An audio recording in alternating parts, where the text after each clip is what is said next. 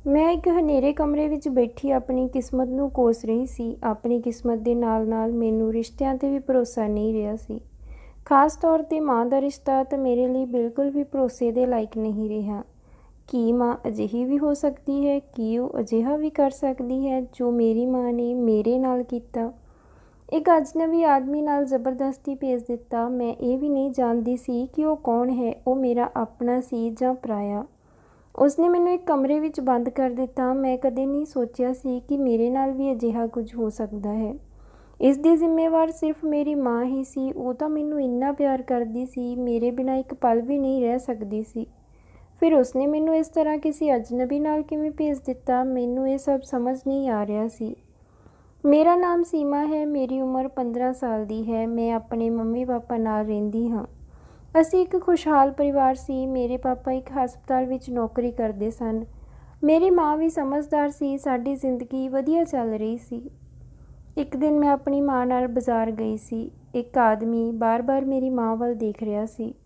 ਉਸਨੇ ਮੇਰੀ ਮਾਂ ਨੂੰ ਇਸ਼ਾਰਾ ਵੀ ਕੀਤਾ, ਪਰ ਮਾਂ ਨੇ ਸ਼ਾਇਦ ਧਿਆਨ ਨਹੀਂ ਦਿੱਤਾ। ਅਸੀਂ ਸਮਾਨ ਲੈ ਕੇ ਦੁਕਾਨ ਤੋਂ ਬਾਹਰ ਆ ਗਈਆਂ ਤੇ ਉਹ ਆਦਮੀ ਵੀ ਬਾਹਰ ਆ ਗਿਆ। ਉਹ ਸਾਡੇ ਵੱਲ ਦੇਖਣ ਲੱਗਿਆ। ਮਾਂ ਨੇ ਬਿਨਾਂ ਪਿੱਛੇ ਦੇਖੇ ਤੇਜ਼ੀ ਨਾਲ ਘਰ ਵੱਲ ਚੱਲਣਾ ਸ਼ੁਰੂ ਕਰ ਦਿੱਤਾ।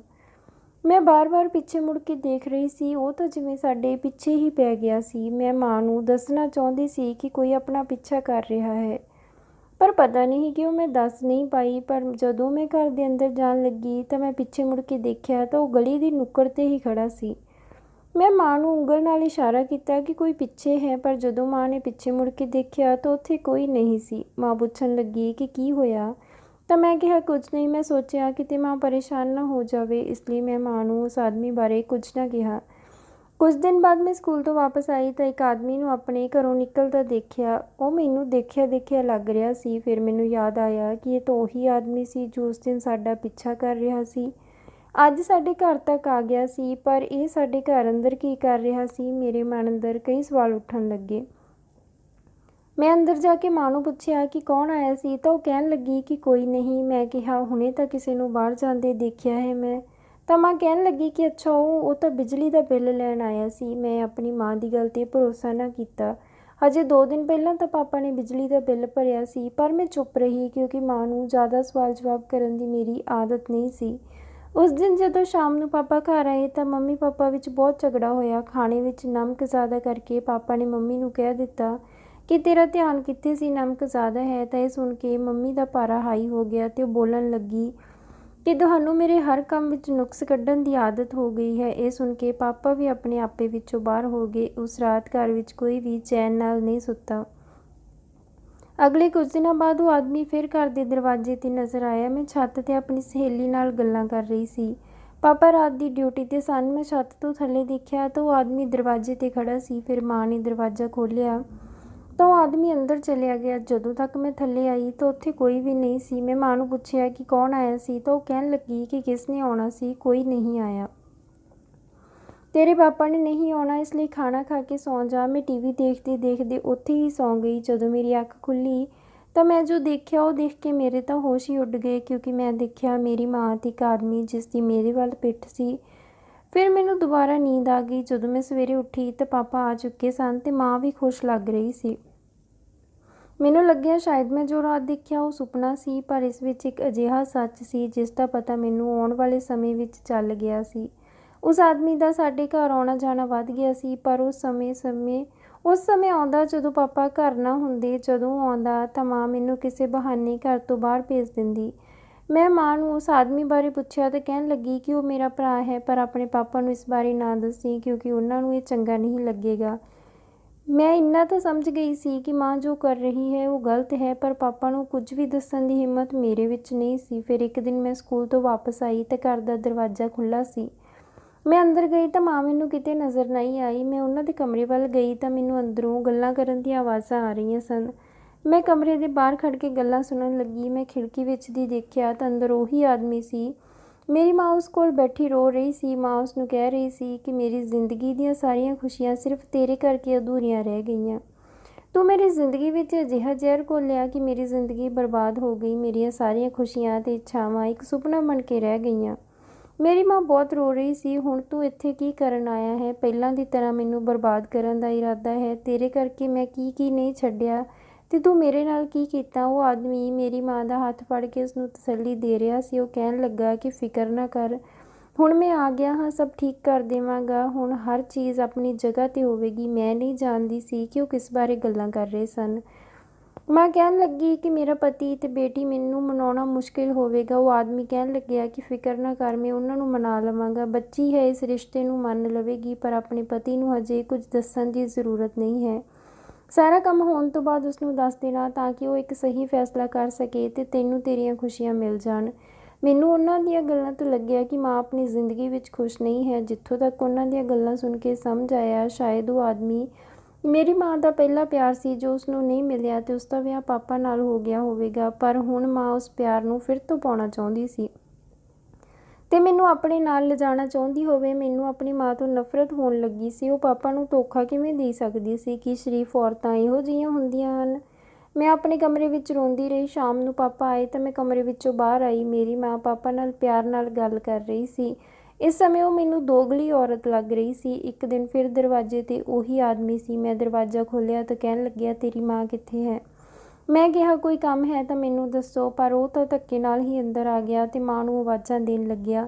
ਮੇਰੀ ਮਾਂ ਉਸਦੀਆਂ ਆਵਾਜ਼ਾਂ ਸੁਣ ਕੇ ਰਸੋਈ ਵਿੱਚੋਂ ਬਾਹਰ ਆਈ ਤਾਂ ਉਹ ਆਦਮੀ ਕਹਿਣ ਲੱਗਿਆ ਕਿ ਤੇਰੇ ਪਤੀ ਨੂੰ ਸਭ ਪਤਾ ਚੱਲ ਗਿਆ ਹੈ ਕਿ ਮੈਂ ਤੈਨੂੰ ਮਿਲਣ ਆਉਂਦਾ ਹਾਂ। ਉਹ ਮੇਰੀ ਜਾਨ ਦਾ ਪਿਆਸਾ ਹੋ ਗਿਆ ਹੈ, ਪਰ ਮੈਂ ਇੱਥੋਂ ਸੀਮਾ ਨੂੰ ਲਏ ਬਗੈਰ ਨਹੀਂ ਜਾਵਾਂਗਾ। ਉਸਨੇ ਮੇਰੇ ਵੱਲ ਦੇਖਿਆ ਤਾਂ ਮੈਂ ਸਹਿਮ ਗਈ।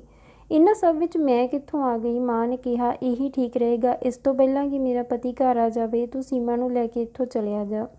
ਪਿੱਛੋਂ ਮੈਂ ਸਾਰੀ ਗੱਲ ਸੰਭਾਲ ਲਵਾਂਗੀ। ਮੈਂ ਆਪਣੀ ਮਾਂ ਦੇ ਮੂੰਹੋਂ ਇਹ ਸਭ ਸੁਣ ਕੇ ਹੈਰਾਨ ਰਹਿ ਗਈ ਸੀ ਕਿ ਉਹ ਅਜਿਹਾ ਕਿਸ ਤਰ੍ਹਾਂ ਕਰ ਸਕਦੀ ਸੀ।